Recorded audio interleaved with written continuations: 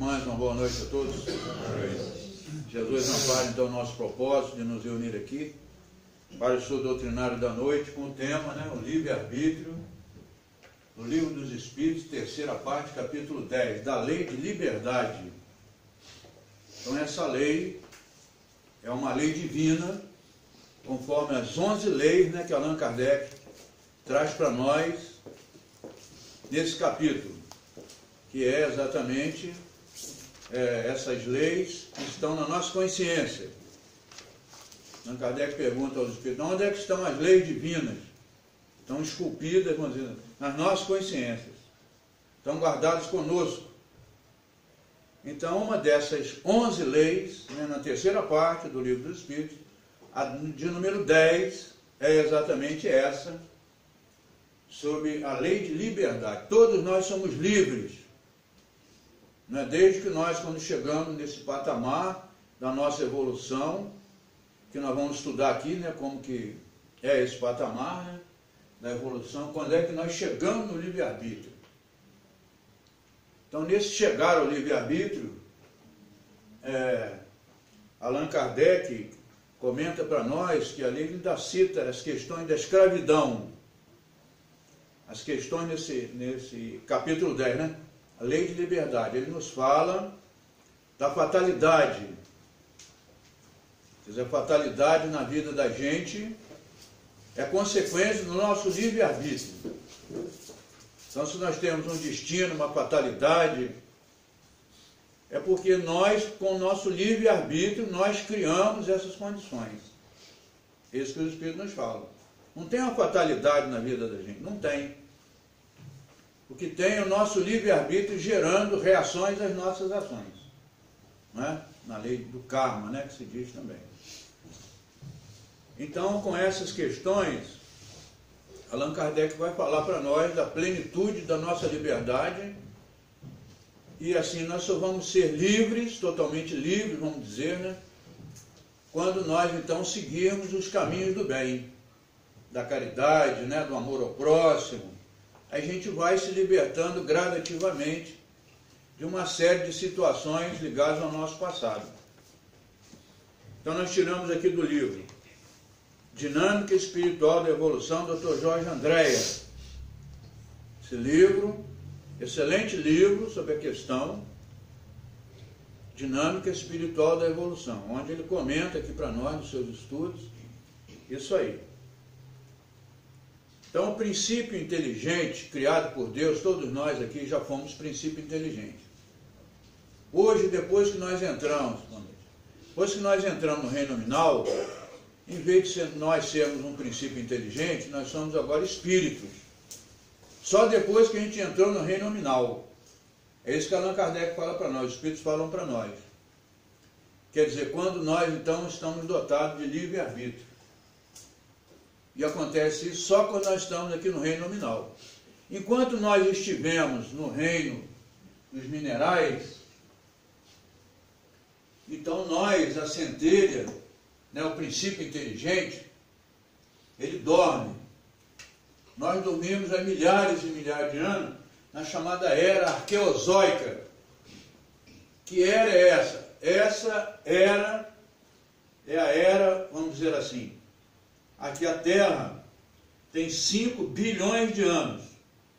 Ciência que fala aí, 5 bilhões. A era arqueozóica começou há 4,6 bilhões de anos atrás. Aí foi progredindo. Então nós temos um limite aqui, em torno de 3 bilhões de anos atrás. Nós vamos encontrar então esse período como o período das reações químicas. Só reação química. Nós então, princípio inteligente, nós dormimos e tudo que acontece no mineral são as reações químicas. Então quando nós chegamos na forma de um cristal, nós lemos um cristal aqui. Pasteur fez um estudo profundo sobre os cristais. Ele às vezes cortava a ponta de um cristal dentro do meio aquoso. O cristal novamente reconstituía. Ele entendeu, olha só, o grande sábio Pasteur. Ele entendeu exatamente que é uma sociedade organizada, a dos cristais. Então aqui é o ponto máximo da evolução nossa quando nós estivemos no reino dos minerais. É o cristal. Passamos do cristal para o reino vegetal. É lógico que é toda uma transição pequena, aquela grama, né? Vai evoluindo, o zoófito, a mistura, né, ainda de animal com planta, um zoófito. E a gente chega na planta e aqui nós sonhamos, no reino dos vegetais. E nós vamos começando a adquirir sensibilidade.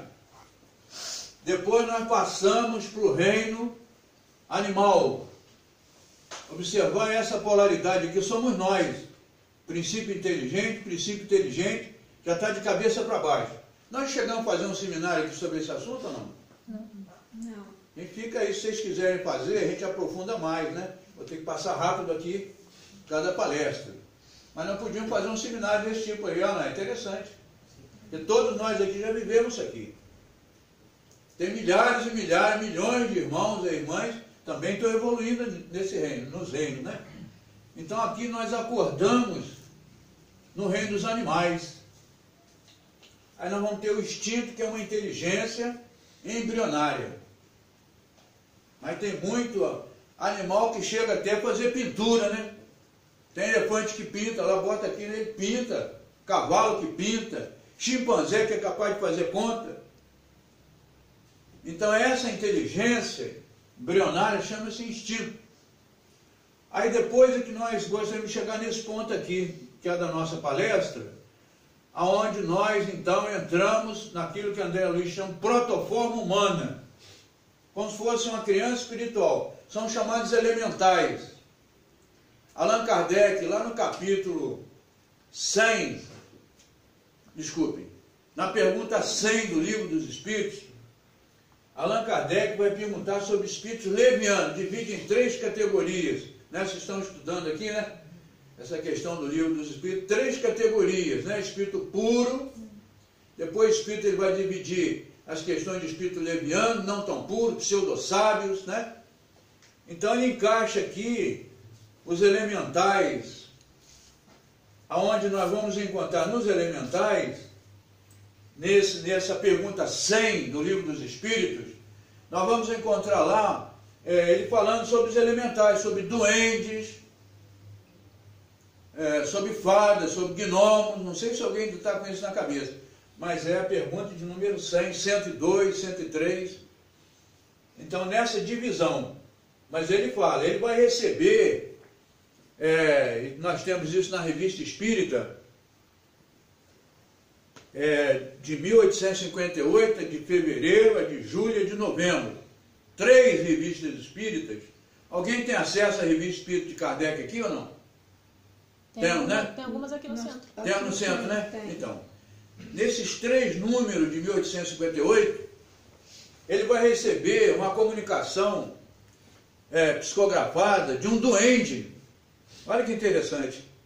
Um duende, ele começa a escrever falando da vida dele.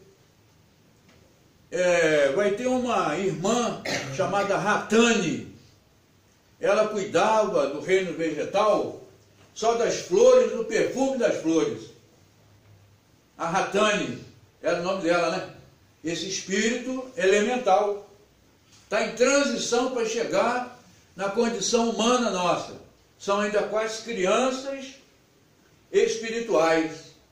Estão adquirindo inteligência.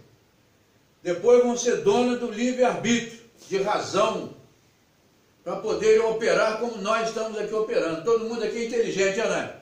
Eu tenho certeza que sim, ué. Nós encarnados e desencarnados também. Todos somos inteligentes, somos dotados de inteligência. Então, esses seres, nós já passamos por essa fase. André Luiz chama de protoforma humana. Para depois, então, nós irmos para a condição humana. E depois irmos para a condição angelical. Daqui para frente, a gente não sabe nem como é que vai ser a nossa forma, né? De tão evoluído que a gente vai estar daqui a pouco, vocês vão ver. Então, quanto mais nós evoluirmos, nós vamos nos aproximando das criaturas angelicais. Né? Nós vamos todos ser assim. Porque Jesus disse, vós fareis o que eu faço e mais ainda do que eu faço Jesus não ia falar isso à toa, não. Não é isso? Não ia falar à toa, não. Se Jesus criou até a terra para nós habitarmos, né, evoluirmos aqui, então nós vamos chegar na condição de criar um planeta também, criar um sol, participar de uma constelação, numa galáxia. Todos nós aqui, gente, vamos ser assim. Agora a gente fica preocupado com a dor de cabeça, com o nosso vizinho, né? A gente fica preocupado com coisas pequenas. Nós somos herdeiros do universo. Por que nós vamos nos preocupar com coisa pequena? Ainda vemos falando mal de outra pessoa. Devagarzinho nós vamos tirando isso, né? Devagarzinho nós temos que tirar isso da gente. Nós somos seres criados por Deus para sermos felizes. Não é? Termos paz, ajudarmos, servirmos. Então essa condição aqui da protoforma humana, ele vai dizer para nós aqui no livro, né, Dr. Jorge Andréa, que no capítulo 4, na trajetória evolutiva, nas pesquisas que a ciência fez, nós vamos encontrar o lêmure. O lêmure é uma espécie de um macaco, onde nós vamos, assim, ter assim essas condições na nossa evolução, de ter uns braços muito longos, vive muito lá na ilha de Madagascar. Mais ou menos tem noção disso. Tem ou não? Temos, né? Aí temos. Então vai começar essa evolução deles. É o lêmure, uma espécie de um macaco pequeno. Depois esse lêmure vai transformar num gibão na evolução, né? Darwin estudou isso. O gibão tem mais ou menos 1 metro de altura. Depois nós vamos encontrar os clatirríneos e os catarríneos, logo depois do gibão. Aí os antropóides, já é uma forma melhor, aonde então nós vamos ter, que foi encontrada a cabeça com 325 a 650 centímetros cúbicos. Depois, quando chegou o homem símio do sul da África, encontrou no crânio dele uma capacidade de 450 a 650 centímetros cúbicos. O Pithecanthropus erectus, de 790 a 900 centímetros cúbicos, o tamanho do crânio. O Sinanthropus pequinensis, de 900 a 1.200 centímetros cúbicos. O homem de Neandertal, 1.100 a 1.450 centímetros cúbicos. O homem de Cro-Magnon, 1.100 a 1.500 centímetros cúbicos. E nós, o homem moderno, Homo sapiens sapiens, né? E as mulheres, de 1.120 a 1.500 centímetros cúbicos. Então ele faz aqui toda a individualização, aqui os desenhos, olha só como é que é feito os desenhos, se alguém depois quiser dar uma olhada, né? Quem tiver interesse, aqui que eles mediram, a ciência mede o tamanho do nosso cérebro. Então vai vendo gradativamente, né, igual está aqui no desenho, né? Gradativamente nós fomos saindo daquela condição, todos nós, né? E vamos crescendo espiritualmente, e nesse crescimento espiritualmente o nosso cérebro, ele vai crescendo também, né? Vai crescendo. A gente vai ter mais capacidade craniana quando a gente chegar então num ponto de termos inteligência e livre-arbítrio. Aí é só nós que temos como seres humanos, né? Aqui nós temos instinto, no gorila, etc. A gente tem um instinto, já é uma inteligência menor. Ele vai dividir aqui as condições em que ele comenta para nós, assim, as fases. Então, as 3 fases, é a fase primitiva, onde o Homo erectus, ou Pithecanthropus erectus, há 1.500.000 anos atrás, ele descobriu o fogo. Nós passamos por isso, né? Descobriu o fogo. Já ajudou muito, né? Antes a gente comia carne crua, Não, tem gente que às vezes gosta de comer carne crua, com carne com sangue, ó, né? Tem ou não tem? Às vezes vai na churrascaria e come aquela carne mal passada. Tem gente que às vezes gosta até de comer sangue. Tem gente que come chouriço. Tem ou não tem? Chouriço é sangue frito. Isso é o nosso vizinho, né? Nós estamos saindo fora disso, estamos ou não estamos? Devagarzinho. Então, agora, com o aparecimento do fogo, já começou, assim, né, a assar os animais que a gente matava para sobreviver, né? É uma questão de sobrevivência. Então, nessa fase primitiva, apareceram Pithecanthropus erectus, o sub-homem de Heidelberg, o sub-homem de Piltdown, e na fase agora paleolítica. Essa fase, portanto, foi 1,5 milhões de anos atrás. Agora na fase paleolítica, de 1 milhão a 30 mil anos antes de Cristo. Surgiu o homem de Neandertal, surgiu o homem de Cro-Magnon, o ancestral australoide. O homem de Cro-Magnon, por exemplo, já fazia desenhos. Às vezes até lá no Piauí nós vamos encontrar desenho rupestre em grutas. Não é? Quem já deve ter visto isso aqui, né? Na Paraíba também. Quer dizer, eles estiveram para cá, pelo lado de cá. Então nós vamos encontrar, eles já faziam desenho, já utilizavam armas de pedra e madeira. Mesmo entre, assim, os macacos, nós vamos encontrar alguns que pegam, assim, uma pedra para quebrar coco. Já viram isso ou não? Já, né? Pega aquela pedra para quebrar o coco. Já começa o desenvolvimento da inteligência. Então utilizavam armas de pedra, madeira e contato com os animais. Então já começava a ver os animais domésticos. Aí começou a época de pegar uma semente e entender que uma semente jogada ali brotava uma árvore. Então nós naquela fase nós já começamos a entender melhor todas essas questões.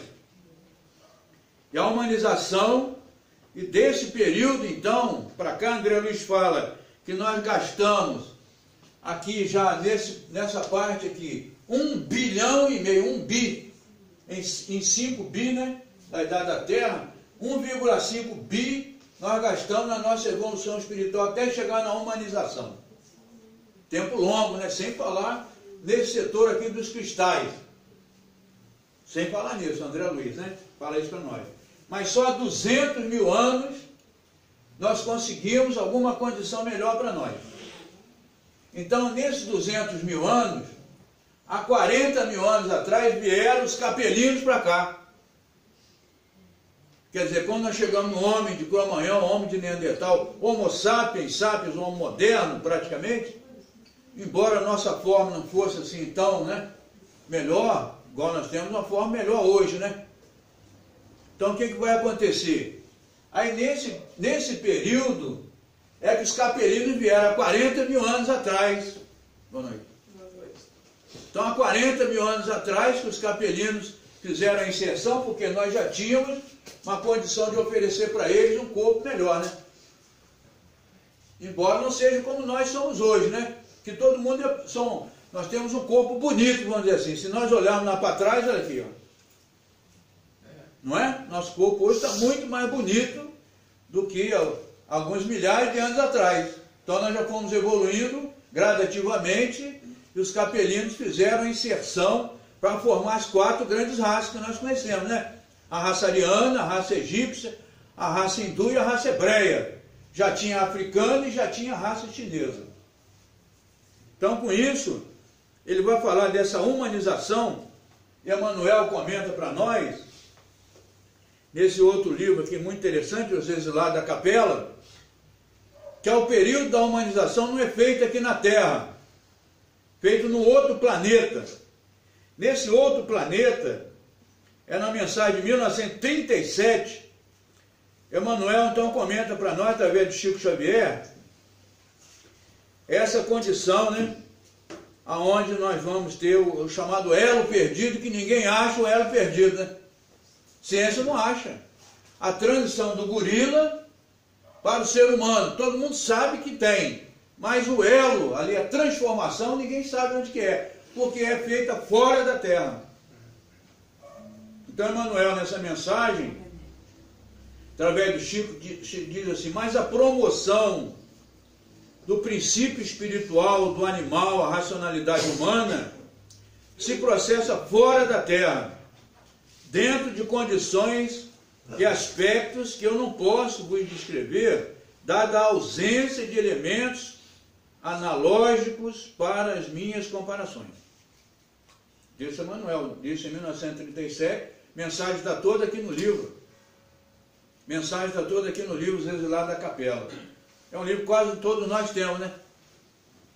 Então, nessa condição da nossa evolução, nós vamos encontrar, então, de acordo com a pergunta 540 do Livro dos Espíritos, ele respondendo para Allan Kardec: é assim que tudo se encadeia na natureza, desde o átomo primitivo até o arcanjo, que começou por ser um simples átomo, que é a forma aqui que nós, a centelha, nós procuramos primeiro, logo no início, é o átomo de hidrogênio. O átomo de hidrogênio, o número atômico dele, o Na dele é 1, é igual a 1, porque só tem um elétron girando na órbita. É o átomo mais simples. Está lá na pergunta 540. Essa foi a primeira vestimenta nossa. Primeira vestimenta. Depois nós entramos nas reações químicas no reino mineral. Então, por exemplo, NaCl, todo mundo que conhece, cloreto de sódio, é o sal de cozinha, não é? Todo mundo conhece aqui, sal de cozinha.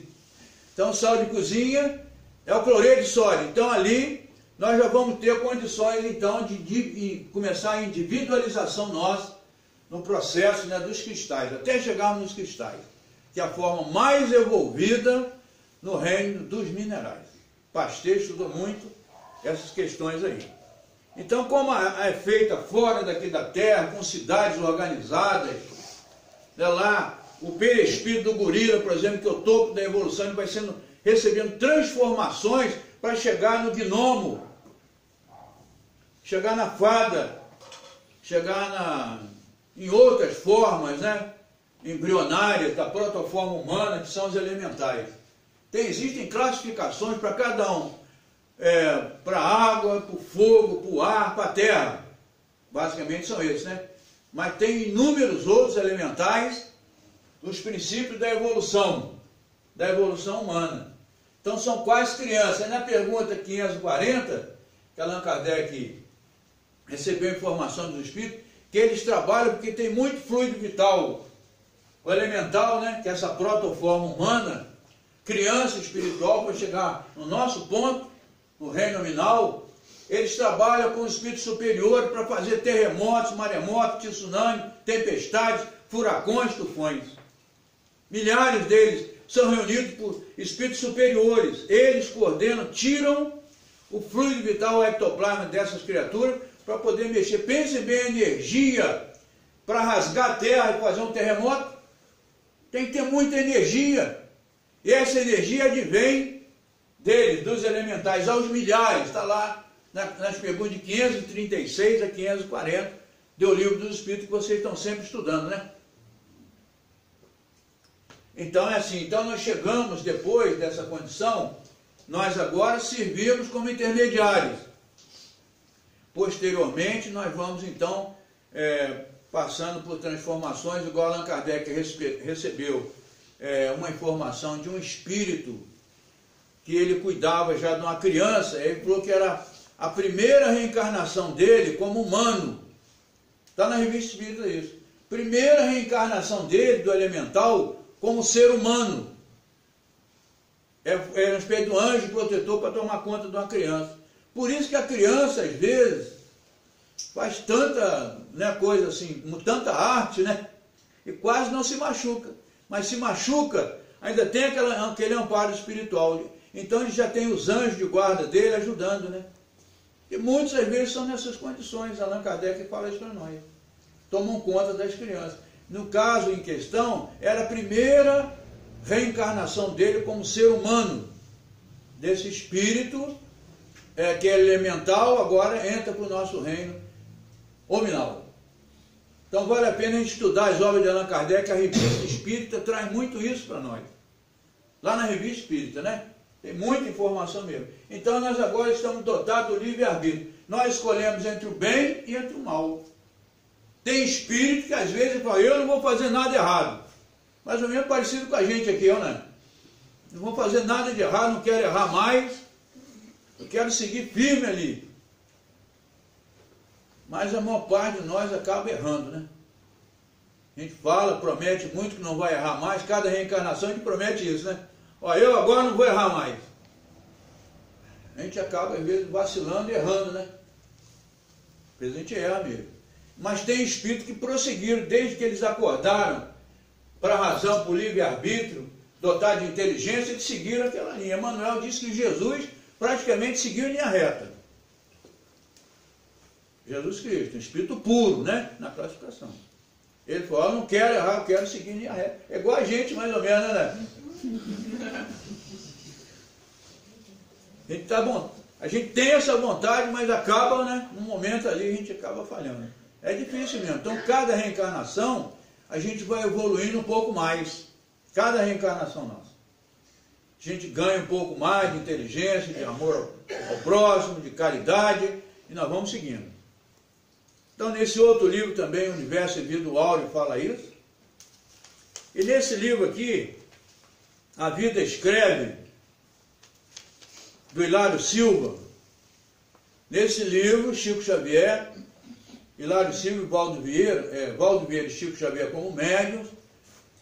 Quem escreveu o livro foi o Hilário Silva. Não sei se vocês têm aqui. Tem. Tem. Então, esse livro aqui tem uma série de informações. Eu tirei aqui desse livro uma informação para o nosso estudo dessa noite, onde tinha um irmão, ele era espírita, evidentemente não é por isso, mas ele era espírita, trabalhava na fábrica de tecido lá de Bangu, e ele era casado, e assim, gostava de ajudar o próximo, igual a gente aqui, né? Tanto é quando ele saiu da fábrica às 18 horas, estava cheio de senhora lá esperando por ele, que pediu roupa para ele, pediu comprar remédio, pediu cesta básica, e ele, como podia, levava todo dia lá para a fábrica. Às vezes ele armazenava lá no cantinho que ele tinha na fábrica. Aí estava saindo da fábrica, já tinha algumas senhoras lá esperando por ele. Comprou meu remédio para me ajudar meu pai? Aqui, comprei o remédio. Trouxe a cesta básica lá? Trouxe a cesta básica aqui. Trouxe meu pai de sapato? Trouxe aqui. É igual vocês mesmo, né?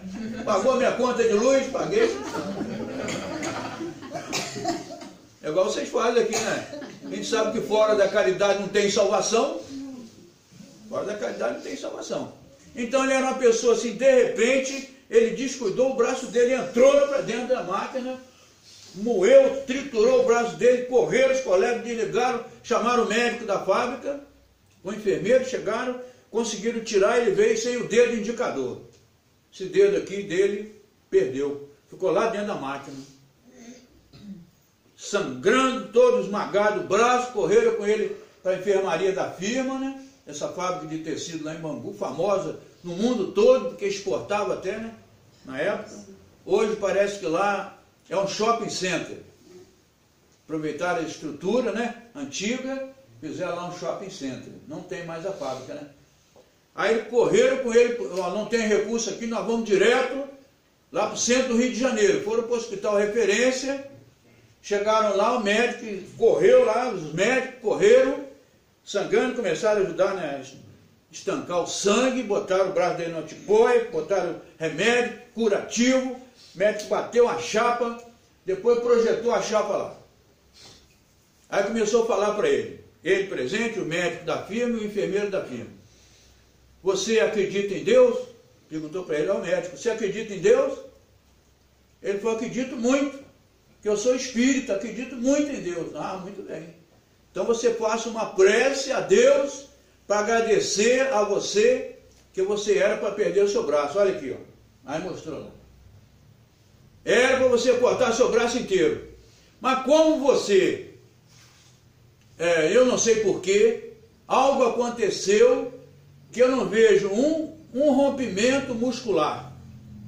Não vejo um rompimento ósseo. Não vejo um rompimento nervoso. Nada. Você só perdeu o dedo. Por isso que eu estou falando, você deve agradecer a Deus. O nome dele era Saturnino Pereira. Aí o Saturnino Pereira, essa noite, ele foi no centro lá em Bangu, onde ele ajudava na doutrinação dos espíritos, na reunião mediúnica. Aí doutrinou, doendo muito o braço, né? O braço estava doendo muito. E o médico lá também, lá no centro do Rio de Janeiro, deu para ele uma dispensa de 30 dias, porque ele não podia movimentar o braço, tinha que ficar na tipóide mesmo, tinha que ficar em casa. Aí ele foi para o centro, tristecido, pensando assim, poxa, eu ajudo tanta gente, por que Deus não me ajudou? Ainda fez eu perder o dedo, né? Ele pensando, né? Aí chegou a noite, doutrinou, com dor no braço, doutrinou, né, os espíritos. Aí no final, o mentor espiritual do grupo, mediúnico, se manifestou. Aí falou para ele diretamente, ó meu irmão, eu sei que você está questionando isso aí, mas você deve agradecer a Deus, o médico falou lá.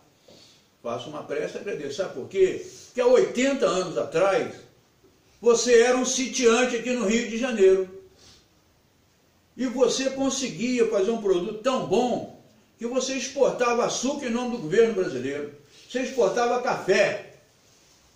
Mas um dia você tinha várias móis.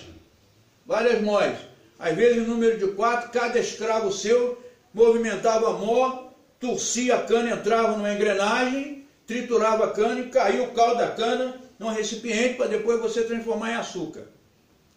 Um dia de longe você viu que numa das móis havia lá um escravo que você achava que ele estava negligenciando o serviço.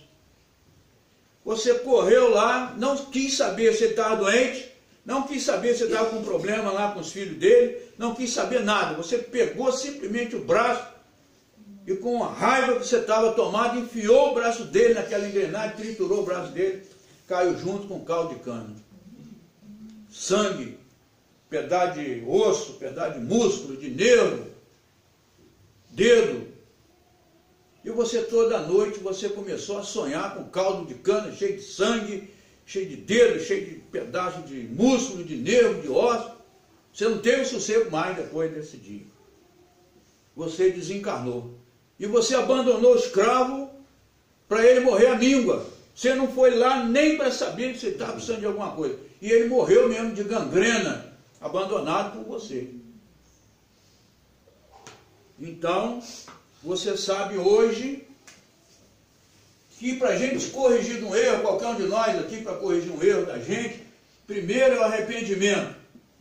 A gente precisa se arrepender. Segundo passo, expiação. Terceiro passo, reparação. A reparação, esses itens todos, está no capítulo 7 do livro Céu e Inferno. O livro que você deve estar estudando também ou não? Dá não, né? O livro Céu e Inferno fala isso, que para a gente corrigir um erro nosso, a gente tem que se arrepender, tem que expiar, a gente tem que sentir aquilo que a gente fez para outra pessoa. E por último, tem que reparar com aquela pessoa que a gente feriu. Aí o Espírito falou, hoje você já é outra pessoa.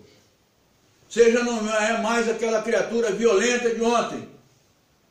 Você hoje, dentro da doutrina espírita, está entendendo que fora da caridade não tem salvação. Então você fez um grande progresso, continue no seu progresso, continue ajudando o próximo, igual você ajuda, todo dia você ajuda na saída da fábrica, vão te procurar na sua casa, vem te procurar aqui no centro, não deixe de ajudar o próximo, de estudar a doutrina. Esse é o caminho. Aí disse assim, ó, o seu filho é o escravo que você abandonou.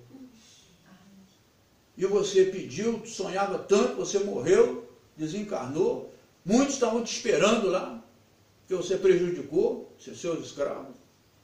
E você quis perder o braço para você sentir em você a trituração, que foi a dor do escravo sendo triturado naquelas engrenagens para moer caldo de cana. Até hoje, moer caldo de cana é assim, vocês lembram como é que é, né?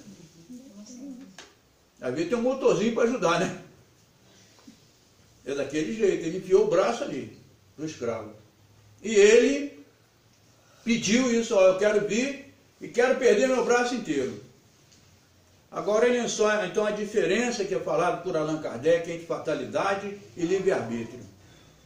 É o nosso livre-arbítrio que vai gerar fatalidade ou prova para nós. Mas Deus é tão bom, é tão misericordioso para nós, que Deus permitiu para você, dizendo, mentor, pelo bem que você está fazendo, você ia perder seu braço inteiro, mas você só perdeu o dedo. Você só perdeu o seu dedo.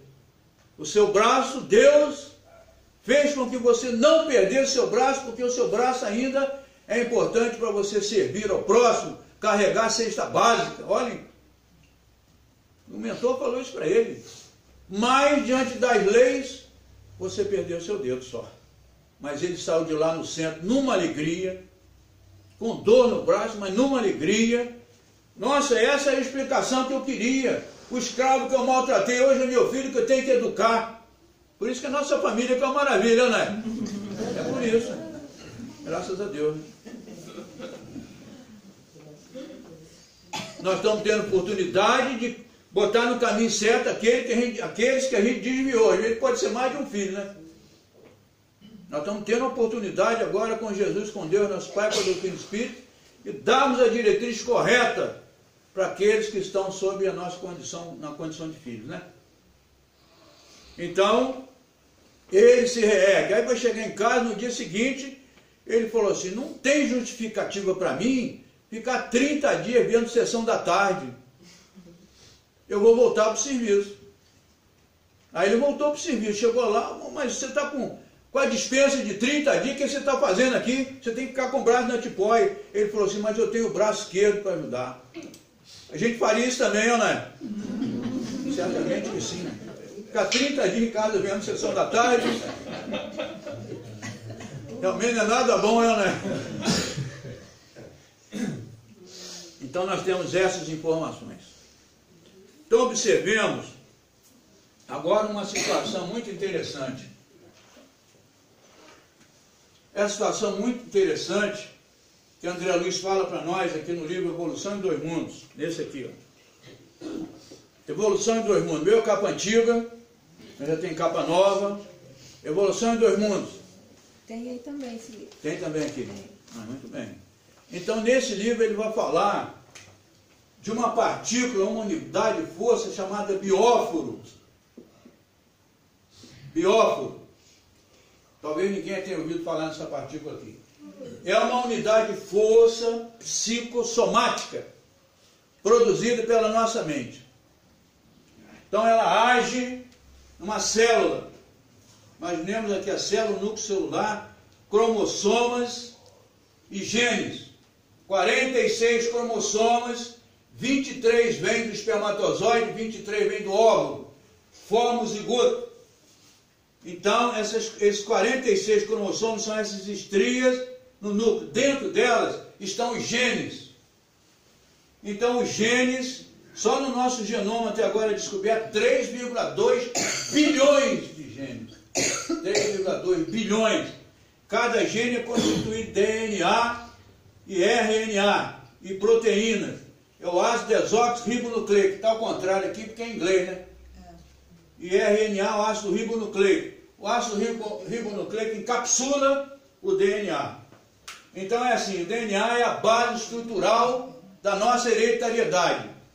Então nós nos parecemos com os nossos pais. Nossos filhos se parecem conosco, né? Só se acontecer alguma coisa errada no meio do caminho, nossos filhos não parecem com a gente, né?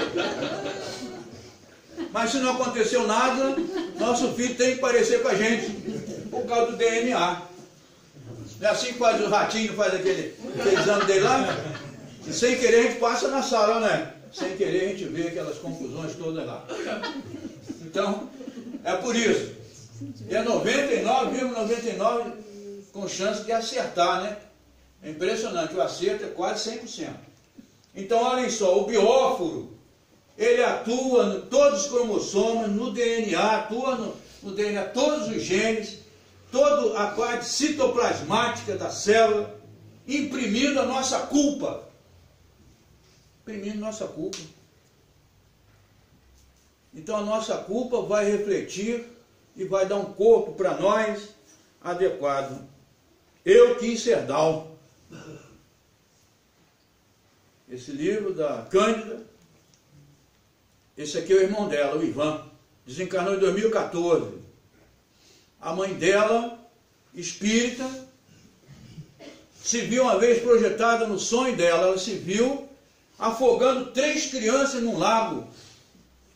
Conversando depois com a Cândida, falou: minha filha, você e seus 2 irmãos, eu afoguei no lago na minha reencarnação anterior. Recebi vocês como filhos. É isso aqui, ó. Capítulo 7 do livro Céu e Inferno. Não, a gente não vai para frente. A culpa imprimindo nas nossas células. Aí um dia, eles já estavam todos reencarnados, ela foi levada no plano espiritual, o mentor mostrou para ela que ela era uma súdita no reinado de um rei cruel. Tinha exércitos que invadiam cidade, destruíam cidade, matavam, queimavam, roubavam. E esse rei, o mentor espiritual disse assim para ela: você aceita receber esse rei como seu filho? Que ela era uma súdita dele, né? Aceita? Ela falou: aceito.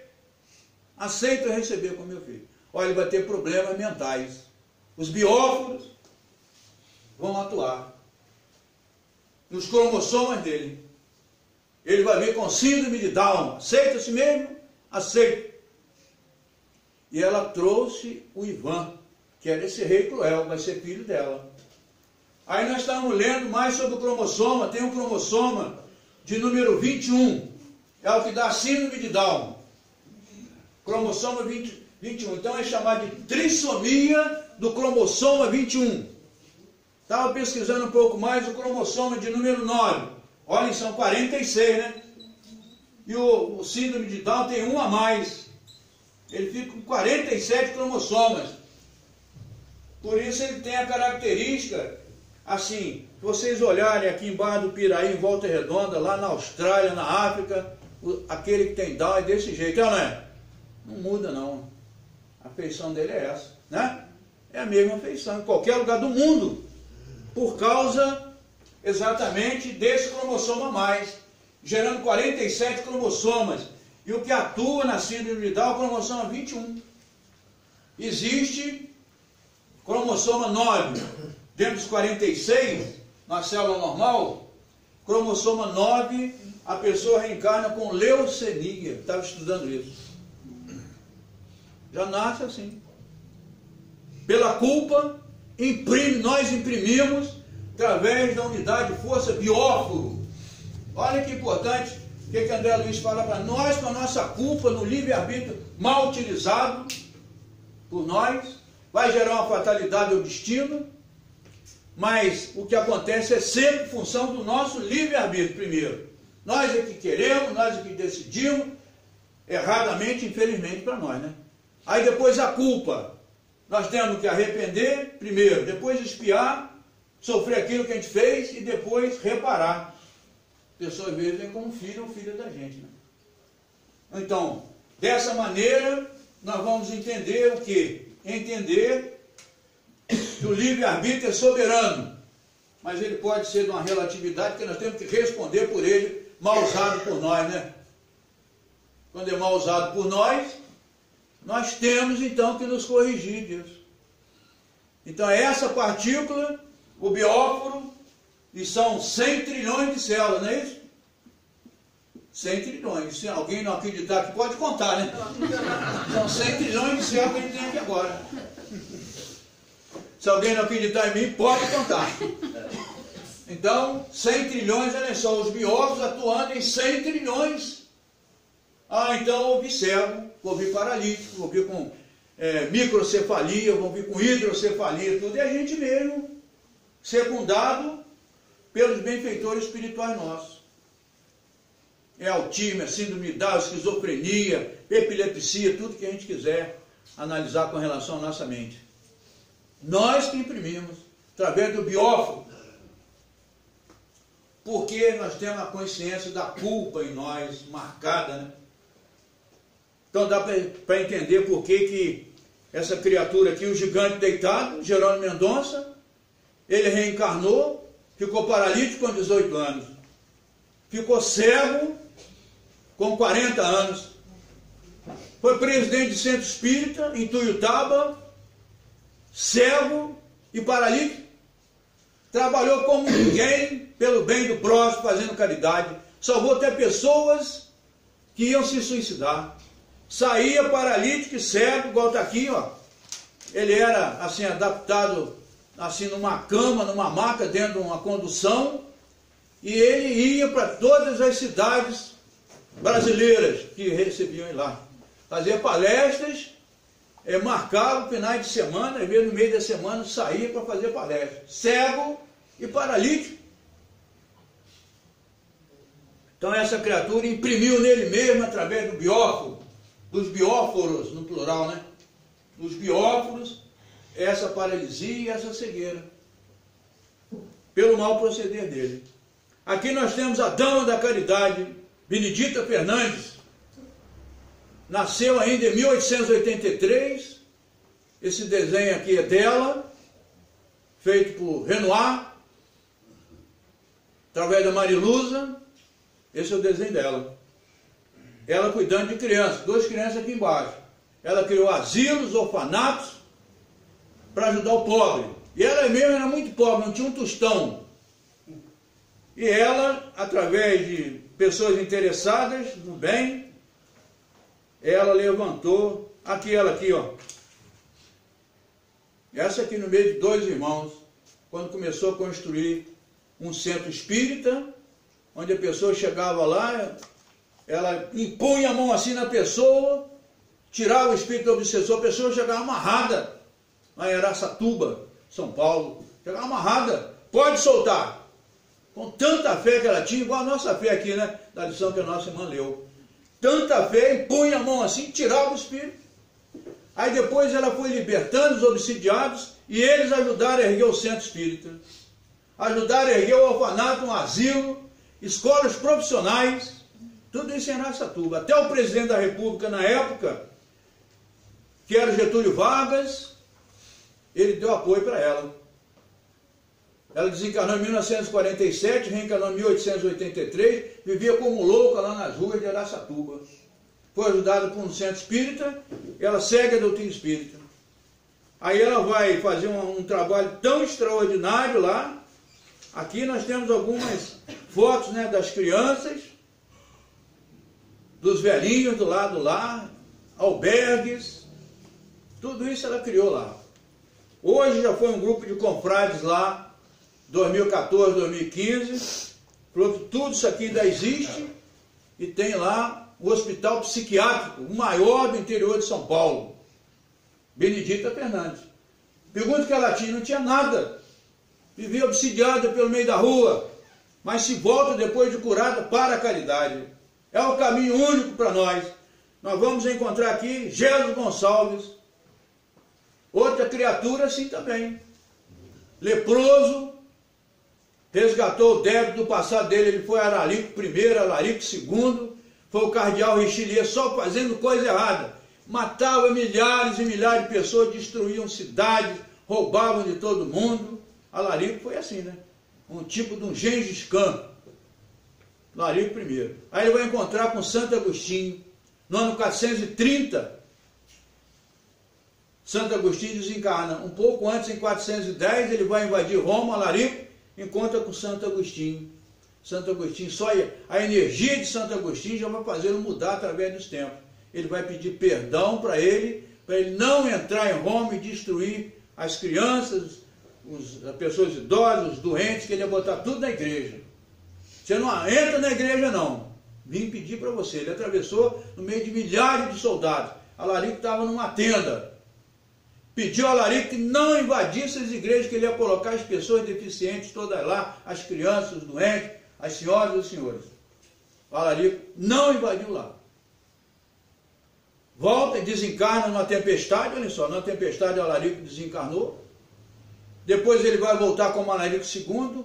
O Alarico II e o Alarico I, ele foi rei dos visigodos. Visigodo, eu acho que quase todo mundo aqui, de nós aqui presentes, encarnados e desencarnados, nós temos um pouquinho de sangue português na veia. Temos ou não temos? Quase todos nós temos sangue português na veia. Temos? Temos, né? Então, os visigodos foi o povo que originou o povo português. Então ele vai erguer um centro lá em Pirapitingui, em Itu. Ele ergue um centro espírita com o nome de Santo Agostinho, 1945. Ele era o presidente, era médium de efeitos físicos, era orador, vinha gente de São Paulo, um dos irmãos espíritas lá ajudando, e ele impunha a mão assim, cheio de lepra, caindo, tudo caindo, ele impunha a mão assim, eu conseguia curar as pessoas, até leprosas, mas ele mesmo conseguiu se curar.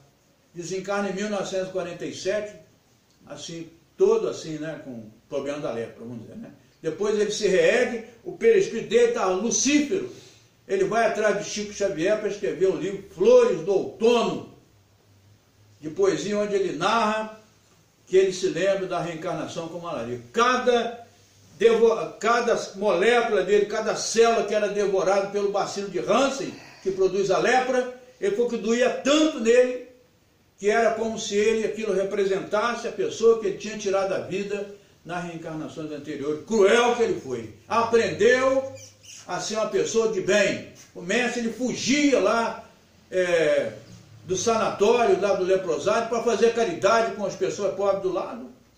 Fugia, pulava muro para levar alimento, para levar roupa para as pessoas. Impressionante. Então, Alarico foi o nosso Gésio Gonçalves. Aqui está o desenho, né? Alarico, como é que ele era? Cruel, aqui o Gésio Gonçalves.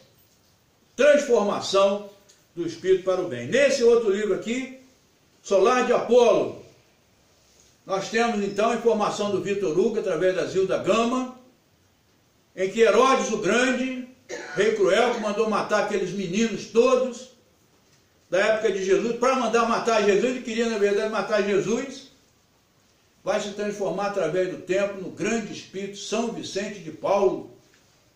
Olhem só, que mudança, né? Que mudança! No capítulo 13 do nosso Evangelho ele fala que a caridade é a ponte que nos liga a Deus. Não tem outro caminho não. O caminho único para ligar a Deus tem que ser através da caridade. Fazemos o bem ao nosso próximo. Não tem outro caminho. É a ponte que nos liga a Deus, a caridade. Então nosso irmão fala aqui das excelências dessa criatura, que foi Herodes, que mandou matar mais de 200 meninos decapitados na época de Jesus. Queria matar Jesus. Então vai acontecer que ele, com o passar do tempo, vai se tornar esse grande espírito que foi São Vicente de Paulo, que deixou uma legião, né, de pessoas seguindo a ele aí, no mundo todo, né? Os vicentinos da Igreja Católica. Por último aqui eu queria falar da Anália Franco, vizinha nossa aqui, reencarnou em 1853 em Resende, esse grande espírito, Anália Franco. E ela fez um trabalho de tanto amor pela caridade que nunca foi considerada a dama da caridade. O governo paulista que fala, você é a dama da caridade. Então ela vai ter informações aqui em que ela, olha só, a grande obra que ela fez, do Oiapoque ao Chuí.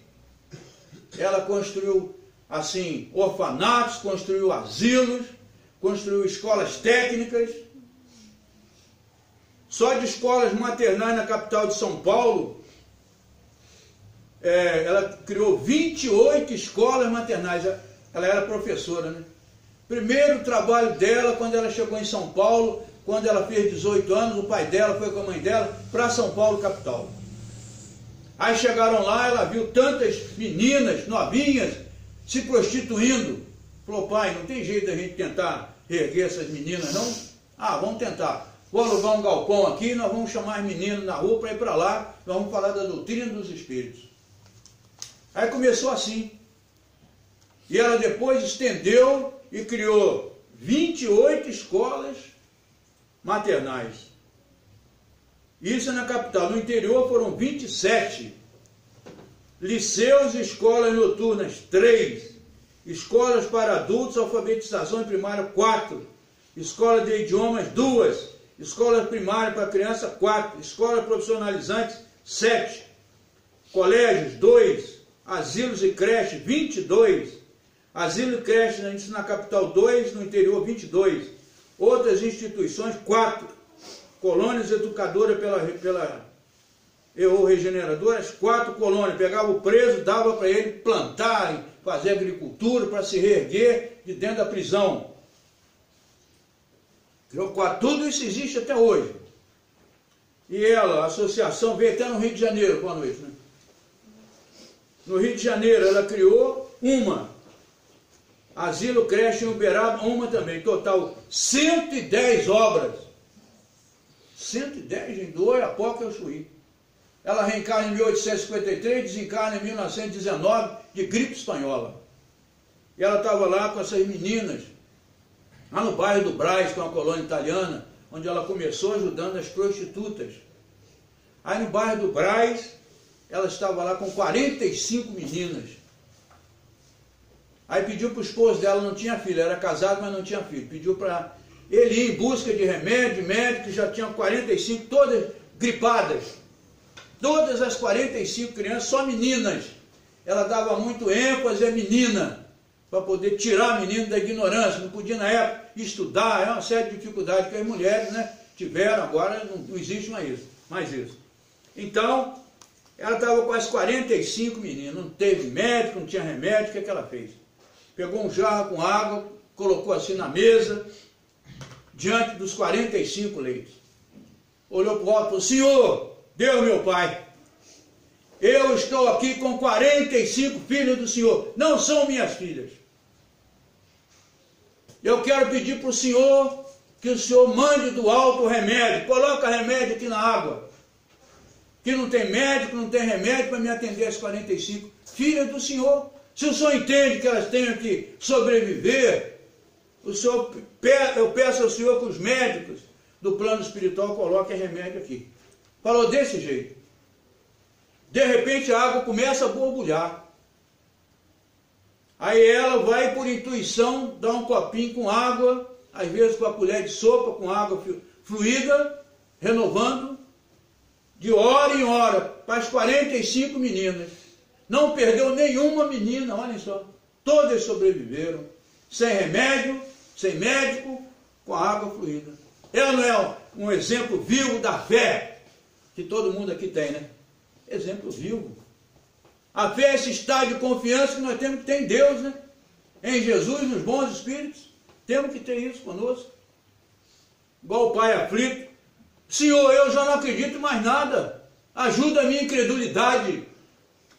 Que o filho dele era possuído por um espírito que ora jogava no fogo, ora jogava na água para tentar destruí-lo. Aí Jesus tirou o espírito e disse: ó raça de pouca fé, até quando estarei convosco?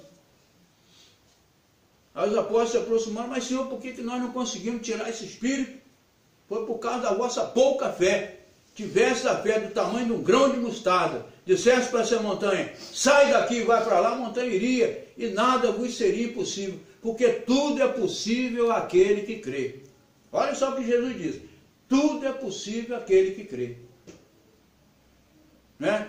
Nós possamos então, meus irmãos e minhas irmãs, ao término aqui do nosso estudo dessa noite, tudo ficou um pouco rápido, né?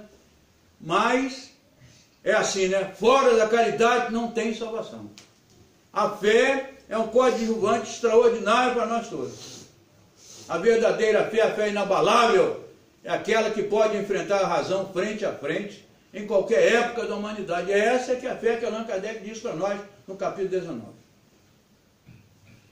Então eu não sei aqui se vocês estão concordados comigo. No nosso próximo seminário a gente podia fazer isso aqui mais ampliado? Podemos? Então eu já vou preparar o seminário nosso, se Deus permitir assim, né? Agora para o segundo semestre, para a gente estudar essa questão, que é muito interessante essa questão aqui, né? Para a gente estudar.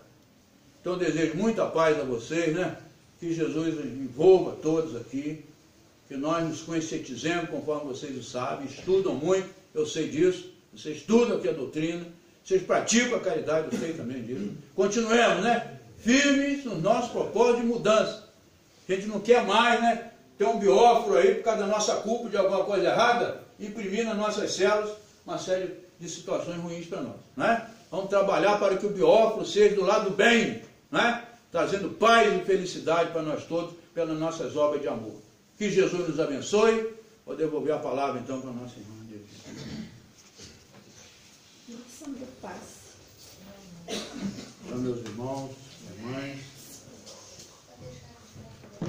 elevemos nossos pensamentos a Jesus, nosso Mestre, e agradeçamos a Ele pela oportunidade concedida de nos reunir aqui nessa noite, para buscarmos, através da doutrina dos Espíritos, as informações necessárias para o nosso crescimento espiritual, assim consubstanciada pela caridade, como norma, como diretriz, para que nós cresçamos, associando o estudo à prática da caridade. Espíritas, amai-vos e instruí-vos, foram as diretrizes que o Senhor traçou para nós no capítulo 6 do Evangelho segundo o Espiritismo. E hoje, Senhor, estamos felizes pela oportunidade de crescer em nós a vontade de Te servir. O Senhor mesmo nos disse que quando 2 ou mais pessoas se reunissem em nome do Senhor, o Senhor estaria presente. Que tudo quando fizéssemos a um desses pequeninos, era o Senhor que nós estávamos fazendo. Assim, auxilia-nos para que nós não nos desviemos agora da rota correta abraçada com a doutrina dos Espíritos e Te sirvamos, Senhor, na pessoa do nosso próximo, através da caridade. Que estudemos lições como essas que foram apresentadas aqui pela doutrina nessa noite, para o nosso crescimento também nesse lado, que nós sabemos hoje com os ensinamentos doutrinários, que nós temos 2 grandes asas a percorrer na nossa evolução. As asas do amor e da sabedoria. Que nós, Senhor, após tomarmos os passes, possamos nos dirigir aos nossos lares, envolvidos por essas energias benfazejas distribuídas aqui pelos seus mensageiros que aqui obram, com o Dr. Bezerra de Menezes, esse grande trabalhador do Senhor, e a sua equipe. E levemos aos nossos lares essas energias aqui adquiridas para repartirmos com aqueles que lá ficaram. Que assim, sendo então, o Senhor possa nos dispersar em paz após o passe ministrado. Que assim seja então.